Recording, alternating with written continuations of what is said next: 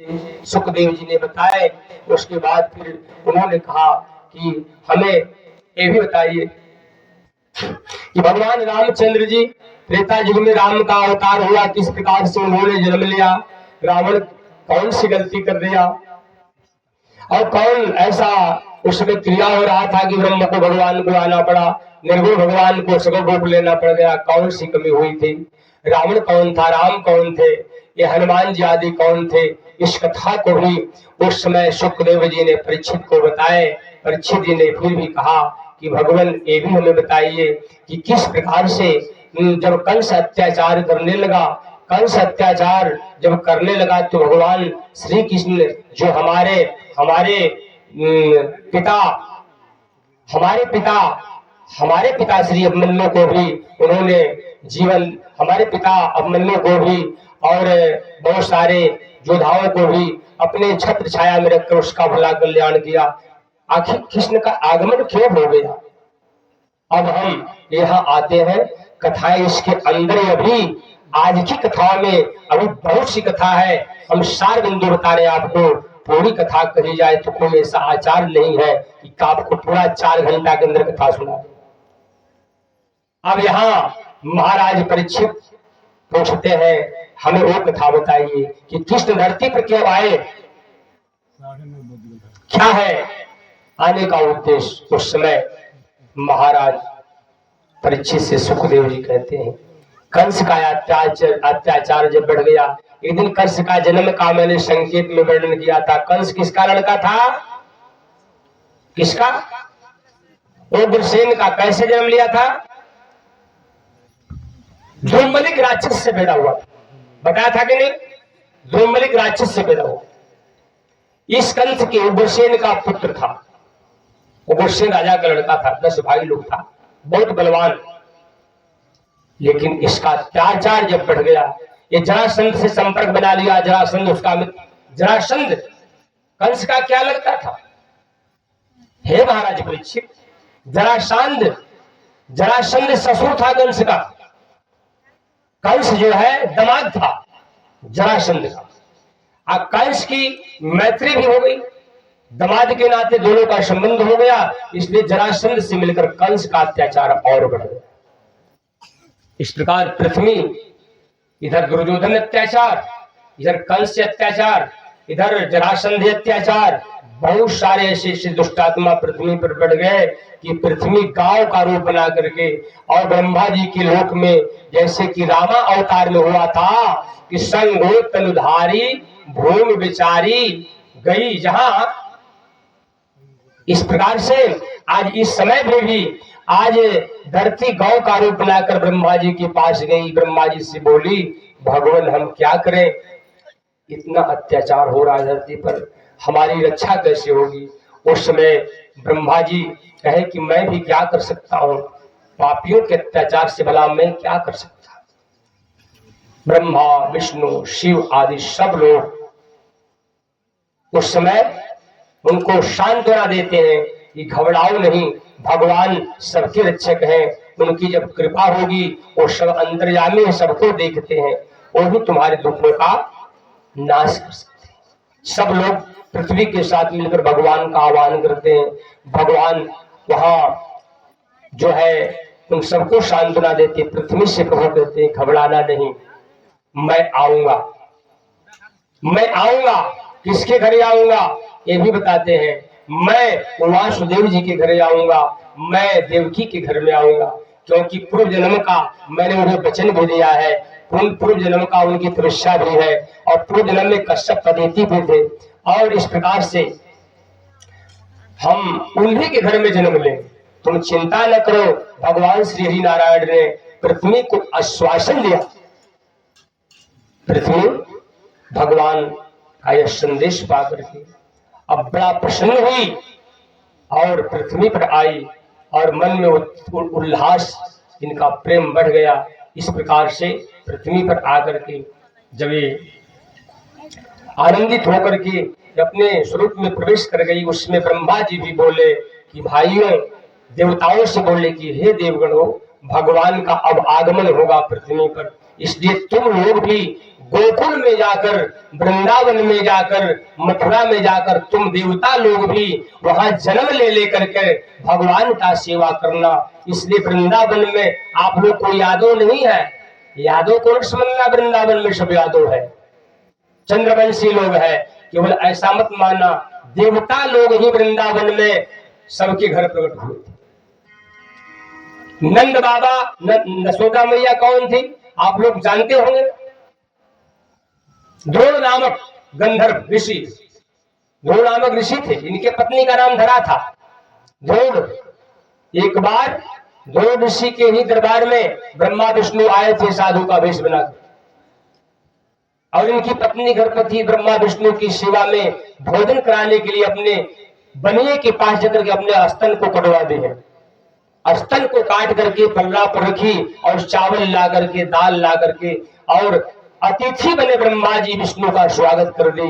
उस समय ब्रह्मा विष्णु ने कहा, घबराओ मत माता, जिस पापी ने तुम्हारे स्तन को काटा है उस दुष्ट को दंड देंगे, और इस स्तन को हमारे स्वागत में काटी हो, एक दिन तुम्हारे स्तन का दूध मैं भी पीऊं।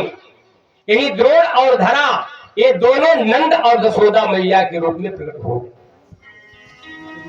यहाँ वासुदेव और देवकी के रूप में यही कश्यप अदिति प्रकट हो गए। श्रुतपा प्रश्न उत्पन्न हुए। ये कश्यप अदिति से पहले यही कश्यप अदिति श्रुतपा और प्रश्नी थे। उस समय भी भगवान वहां जन्म लिए थे। कश्यप अदिति के पास भगवान वामन का रूप जन्म लेकर आए थे। फिर बोले कि मैं फिर भी जन्म लूंगा, तो यही कश्यप अदिति यहाँ वासुदेव देवकी बनकर के आए हैं। अब यहाँ भगवान आने वाले हैं। इंद्र ने, ब्रह्मा जी ने इंद्र आदि सभी देवताओं से कहा, तुम लोग सब लोग जाकर गोकुल में, वृंदावन, मथुरा में अपना अपना स्थान ले लो, जन्म ले लो, अब भगवान की सेवा करो। इसलिए बहुत सारी देवांगनाएं भी, बहुत सारी ऋषि पत्नियां, मुक्त आत्माएं भी गोपियों का रूप बना बना करके और ग्वाल का रूप बना बना करके सब लोग वृंदावन, गोकुल, मथुरा में प्रकट हो गए। प्रेम से बोले सच्चिदानंद घन भगवान।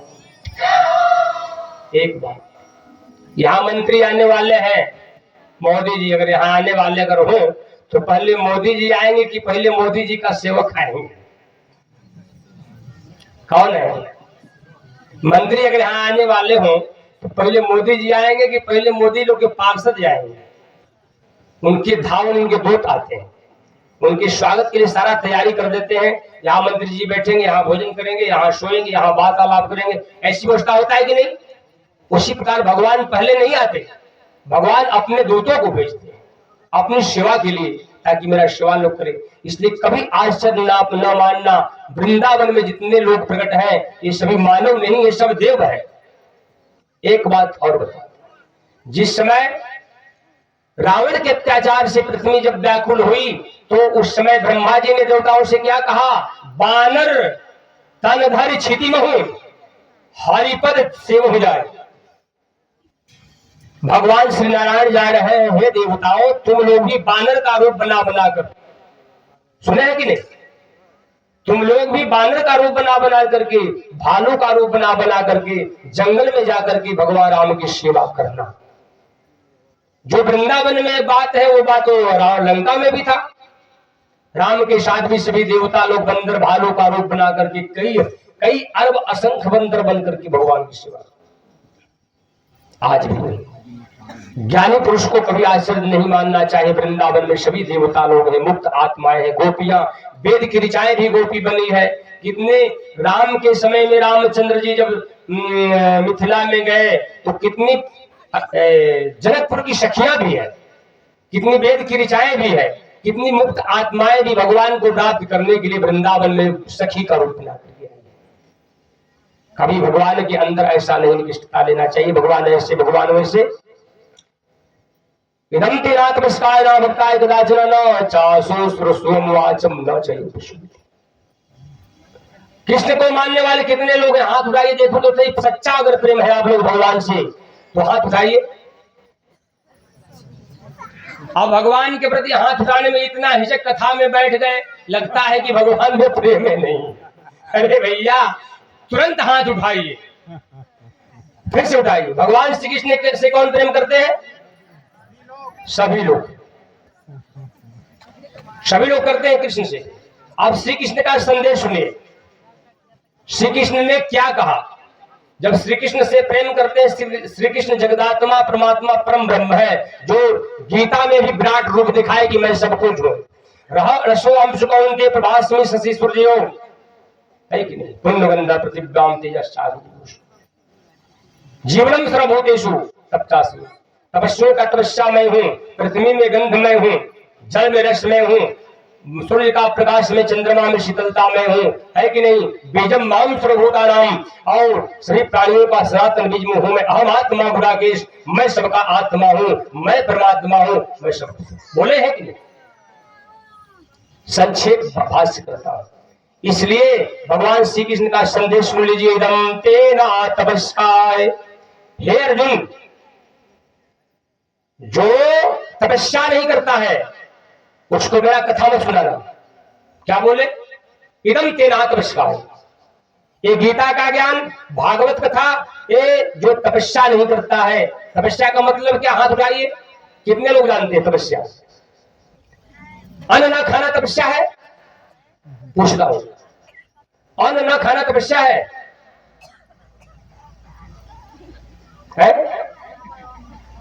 अन्न ना खाना तपस्या है। अगर अन्न खा रहे हो, आंख से बुरा देखते हो तो तपस्या हुआ, इसलिए तपस्या नहीं होती। तपस्या का मतलब है परमात्मा के अनुकूल अपने इंद्रियों को तपाना।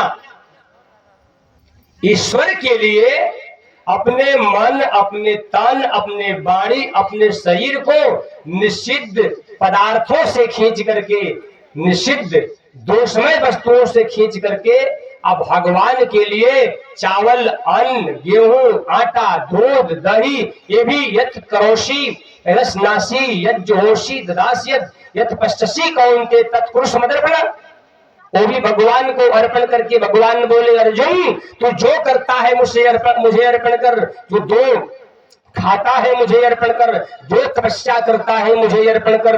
यत पश्चसी कौन्ते तत्पुरुष मदर्पणम, सब कुछ मद मने मुझे अर्पणम, सब कुछ मुझे। इस प्रकार भगवान बोले, जो तपस्या नहीं करते, अर्थात भगवान के लिए आंख को नहीं तपाए, अपने जिह्वा को नहीं तपाए, अपने मन को नहीं तपाए, अपने इंद्री को नहीं तपाए, तो ये तपस्या नहीं मानी जाए। भगवान बोले, जो तपस्या नहीं करते मेरे लिए, उसको कथा मत सुनाना भागवत का या हमारे गीता का।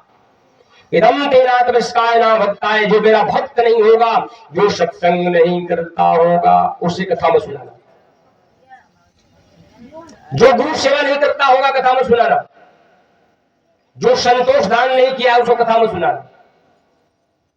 जो मेरा नाम नहीं जपता, मेरा भजन नहीं करता, मेरा चिंतन नहीं करता, भक्ति है सब, उसको कथा में सुना।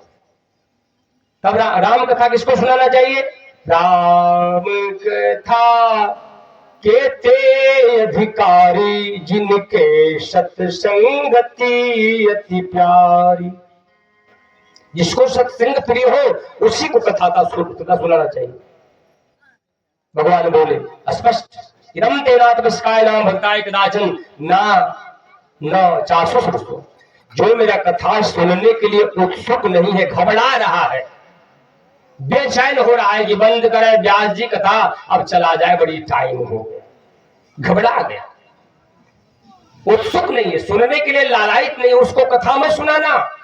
न चासो सुरसुम वाचम न च युद्ध शून्य, और उसको तो कभी मत सुनाना जो मुझ में दोष देखता है। अथा अच्छा पुत्र जो है पिता में दोष अगर देखने लगे तो सही है, पुत्र पिता में दोष देखे ये सही है। भक्त भगवान में दोष देखे, भगवान तो गोपियों के साथ नाचते थे, कौन बढ़िया काम है सही ये भगवान का काम बोला, ये कोई बात है? अब उसको कथा क्या सुनाकर करोगे? वो तो भगवान ने सिखाता है कि वो स्त्री के साथ नाच रहे, वो रस नहीं जाना कि क्यों नाच रहे हैं, वो ये देखा कि स्त्री के साथ नाच रहे हैं, दोष देखा नहीं। भगवान कृष्ण नहीं, भगवान नहीं, ये तो ऐसे है तो वैसे है, जो भगवान में दोष देखे। अच्छा रावण राम में दोष देखा तो क्या परिणाम निकला? ये वनवासी है तो घर से निकाला गया है, तो क्या हुआ इसका नतीजा? मर गया। आज भी आप लोग कृष्ण में दोष देखेंगे, समर्थ के नहीं दोष। श्री कृष्ण जब तोड़ सकते हैं तो जोड़ने का भी उनके अंदर सामर्थ्य है, वो समर्थवान है, बना सकते हैं तो बिगाड़ भी सकते हैं। आप भगवान नहीं हो, वो भगवान है, वो कुछ भी करे। इसलिए समर्थ के नहीं दोष गोसाई, रवि पावक सुर सरिकी नहीं। भगवान कृष्ण कहते हैं इन सबको कथा वथा मत सुनाना, ये हमारे कथा को सुधार नहीं कर पाए। इस प्रकार से वृंदावन, मथुरा में, गोकुल में सब भगवान के ही दूत भगवान के पास सेवा में आए हुए हैं। आप लोग कल भगवान श्री कृष्ण का जन्म होगा, मैया लोग भगवान श्री कृष्ण के जन्म में बड़े उत्साह के साथ सब लोग कथा कल होगी कृष्ण के जन्म का। प्रेम से बोल सच्चिदानंद भगवान।